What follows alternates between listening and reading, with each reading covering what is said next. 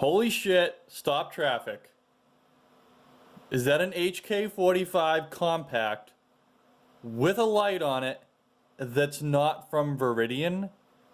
Oh yes, it is. You're looking at it in the flesh. HK45 compact with a TLR-8. The TLR-7 is also compatible.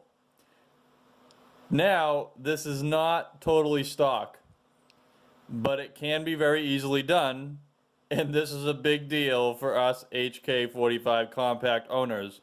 If you are not aware, the HK45 compact has kind of a finicky Picatinny rail design due to the ginormous trigger guard, and that coupled with the short slide and sloped nose design that they have.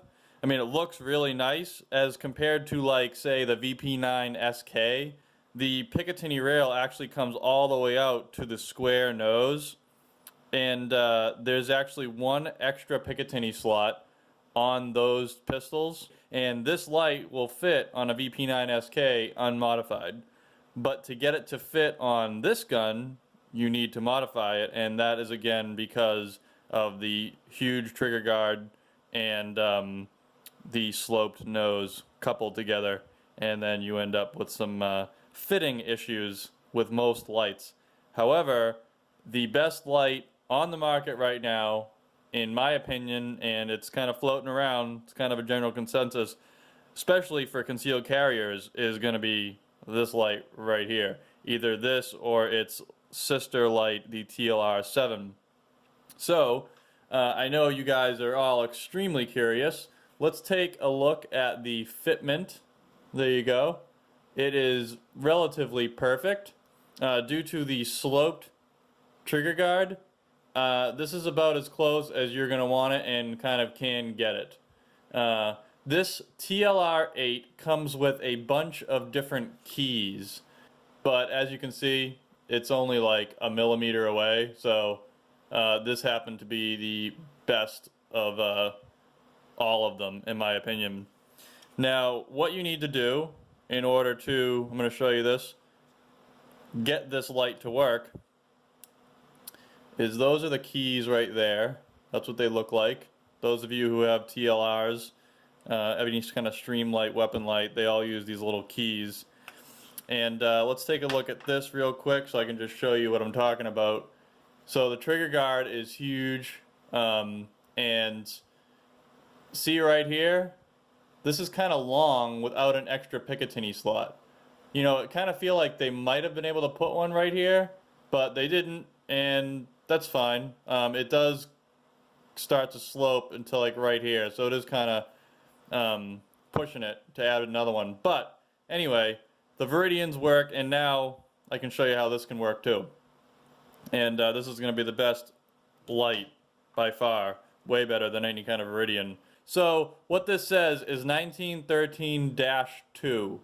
I don't know if you can read that or not, but it says 1913-2. This is the number 2 key that comes with this weapon light.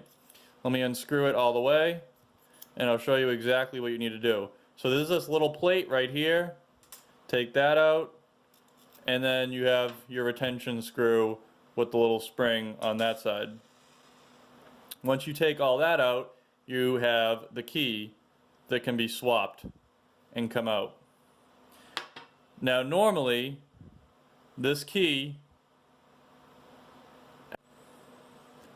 so this is what the keys look like from stock. So you can see they're slightly curved on this side. They have a little jut down right here, and then there's the opening for the retention screw, and then there's a flat piece right here. This is how the key normally goes in. It goes in with the flat piece towards the back and the curved piece towards the front to go around the light bezel, because it's circular, and then it sits nice and flat like that. And then you can see through the hole because of the space right there. Now when you flip it around, this no longer can sit flat. It actually can seesaw a little bit, and that's because of the curvature in the back right there, you can see some air. You can see how it can go up and down. So you need to get rid of the curvature. And when you look through the hole, you can see there's an ever so slight like crescent moon going on in there. And that's because this square is not perfectly, you can see how the right side is a little bit thicker than the left.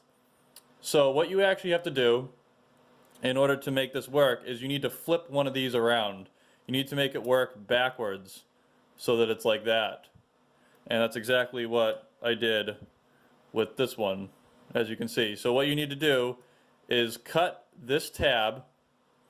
You need to remove this tab, and it's very simple. It's pretty soft plastic. Just a pair of scissors will let you cut this off, because this will cause, this will sit on the highest point of the circumference of the bezel and actually make it not sit flat. So you need to cut that off. As you can see here, that is cut off. And then what you need to do is take this curvature out. And you just do it with a Dremel. I just did it a little bit at a time. Just go along the bottoms here. Little bit, and then you'll get that curvature out. Once you get that curvature out, it still won't sit flat.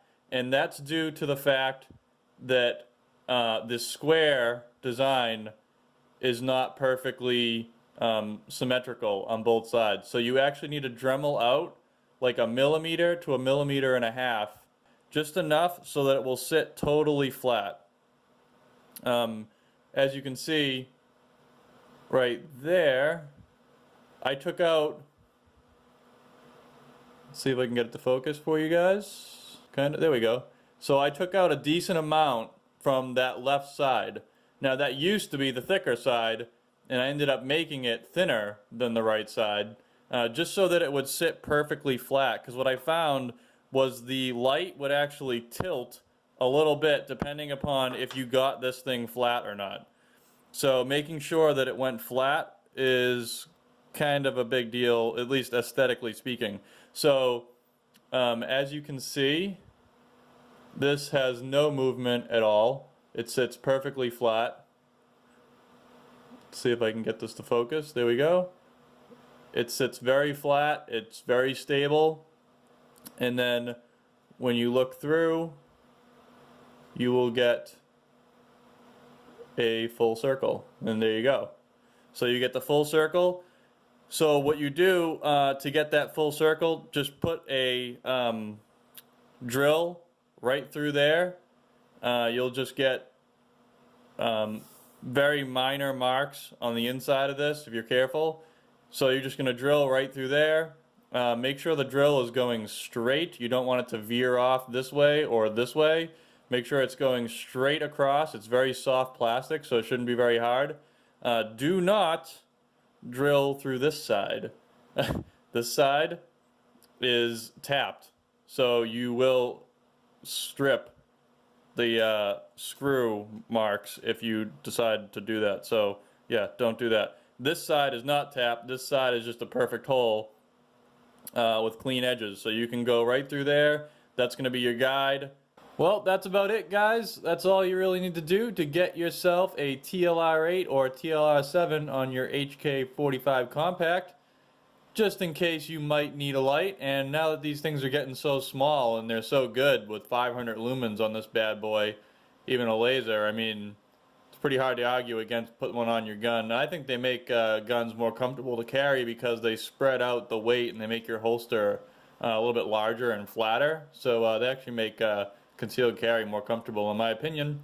So get yourself one, and with a slight modification in this video, you will be rocking a TLR-8-7 on your HK45c.